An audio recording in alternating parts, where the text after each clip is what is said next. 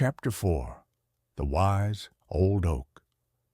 The forest grew quieter as Lily and Fern advanced. There were few birds now, and even the breeze seemed to have stilled. The trees around them were enormous, their trunks gnarled with age.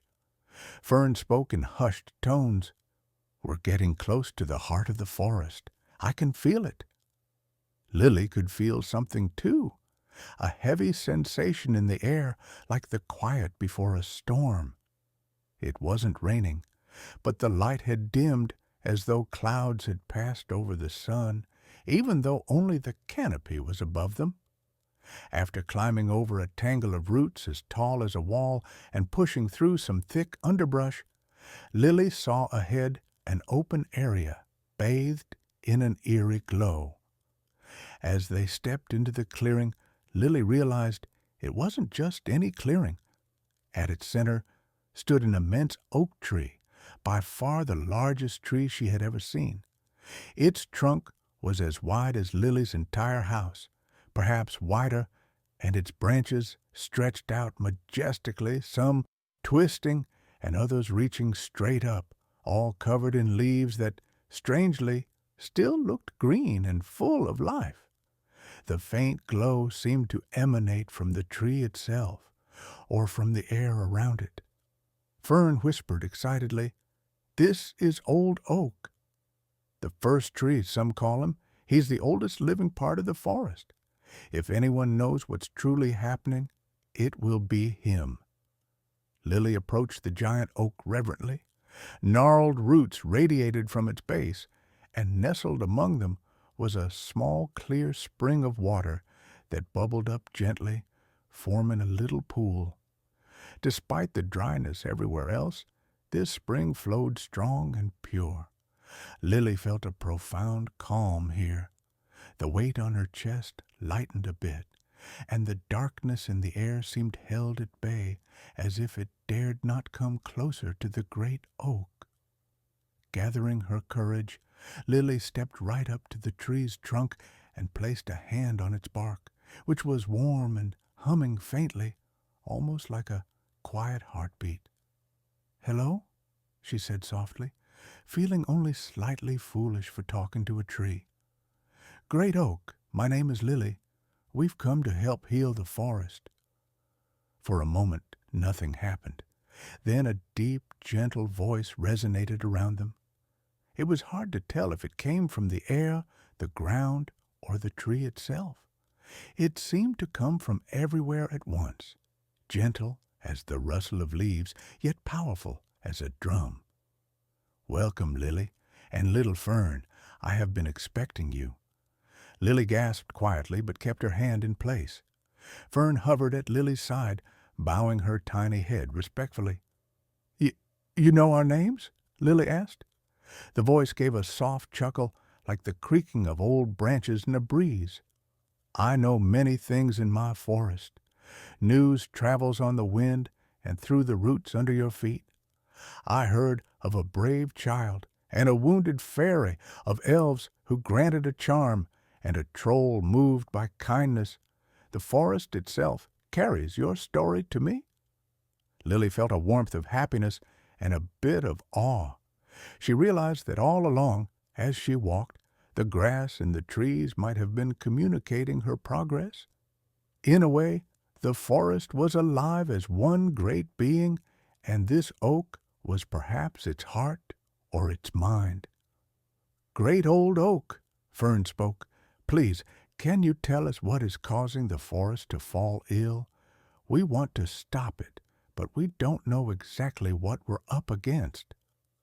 The leaves of the oak rustled, though there was no wind. Lily had the feeling the great tree was sighing sadly. "A darkness has taken root where it does not belong," said Old Oak. "Deep at the heart of the forest, where once there was pure life and magic, now there is a shadow." Lily listened intently. "Is it a curse or a creature?" she asked. "Both, perhaps," answered Old Oak slowly. "I sense it is not originally of the forest. It might have crept in from elsewhere, born of some old anger or pain, drawn by a desire for the forest's magic. It lurks now in the sacred glade, poisoning the water and soil. Our guardian spirit has been subdued by this darkness. Fern's light dimmed as she fluttered lower. The guardian spirit, that must be the fairy queen or the spirit of the spring, she said to Lily. She protects the heart of the forest. If she's been subdued, no wonder everything is wrong. Lily recalled her grandmother's story about the harmony between village and forest. Can it be driven out? How can we free the guardian spirit and restore the forest?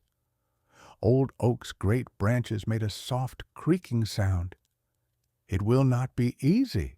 The darkness feeds on fear and sorrow. It has grown stronger as the forest grew weaker and its inhabitants grew afraid. To face it, you must remember your courage and your love for each other, for all living things. Bravery and kindness are lights strong enough to challenge the darkness. Lily took those words to heart. I will remember. I won't give in to fear. So far I've been frightened at times, but I've tried to be brave and kind. I'll do the same when we face the darkness. The oak's voice grew gentle. Yes, child, I sense great bravery and compassion in you. Perhaps you inherited it. I remember many, many years ago, another human child came to this forest, one with a heart of gold. She once sang to my saplings and helped a lost fox cub find its mother. I sense her memory in you. Lily's eyes widened. My grandmother used to tell me she played in the woods when she was little. She always believed the forest was alive and friendly. A deep chuckle came again. Ah, that makes sense. Her love for the forest lives on in you. That connection is strong. It will help you in ways you do not yet realize. Lily felt a swell of pride and comfort, as if her grandmother was there in spirit guiding her too. Old Oak then said, Before you go, there is something you should take with you. One of the giant roots of the oak began to shift and move. Lily stepped back as the root bent aside like a great arm, revealing the clear spring at the tree's base more fully. The water glowed faintly with a golden light. This spring, said Old Oak, is fed by the lifeblood of the forest's magic. Though it wanes, here it still runs pure. Fill your flask with this water. It holds the forest's essence and hope. It may aid you when you confront the darkness. Use it wisely. Lily quickly took out her small flask and knelt by the spring. Fern helped by lifting a broad leaf that hung over it out of the way. The water was cool to the touch and shimmered with that soft glow as Lily filled the container to the brim and fastened its cap. She held it carefully. It felt slightly warm in her hands, as if alive. Thank you, Old Oak, Lily said, placing her hand on the bark once more in gratitude. We will make good use of this gift. Fern nodded deeply. Thank you. We will do our best to save the forest. The oak's leaves rustled again, more urgently this time. Go swiftly, Old Oak urged. Lily felt it more than heard it, in the trembling of the leaves and the gentle push of a sudden breeze on her back. Beware, brave ones! From here onward, the darkness will sense your approach. It will try to frighten you or tempt you to turn back. Keep faith in yourselves and in the goodness you carry, and remember, you are never truly alone. The hopes of the forest go with you, and the friends you've made will not forget you. Lily felt a tingle run through her as the oak's words sank in.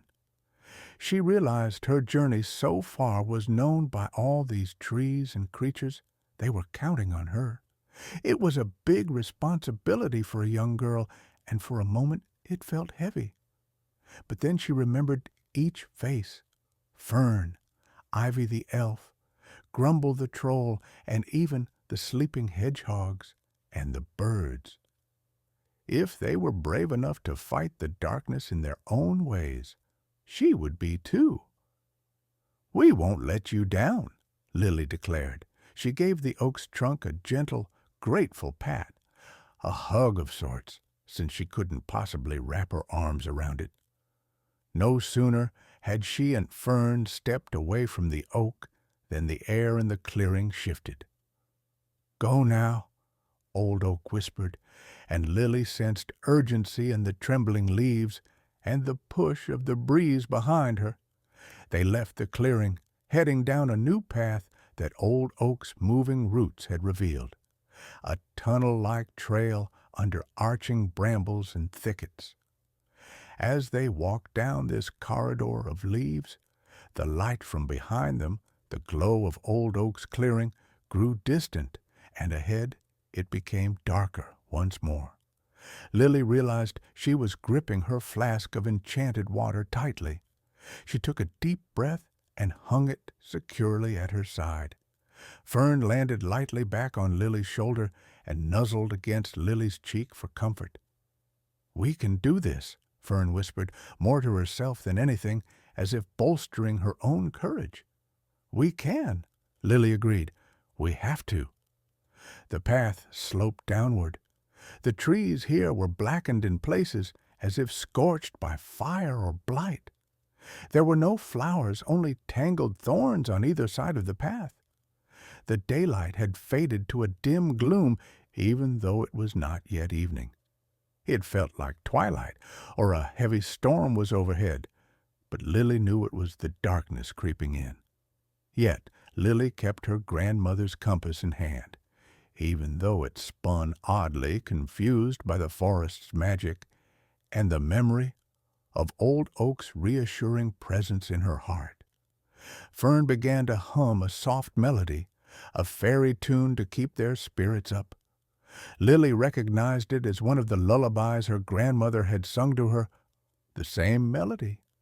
Fern was surprised Lily knew it, and Lily explained that her grandmother said the song came from the forest. This happy coincidence made them both smile. It was a sign that they were connected to home and comfort even here.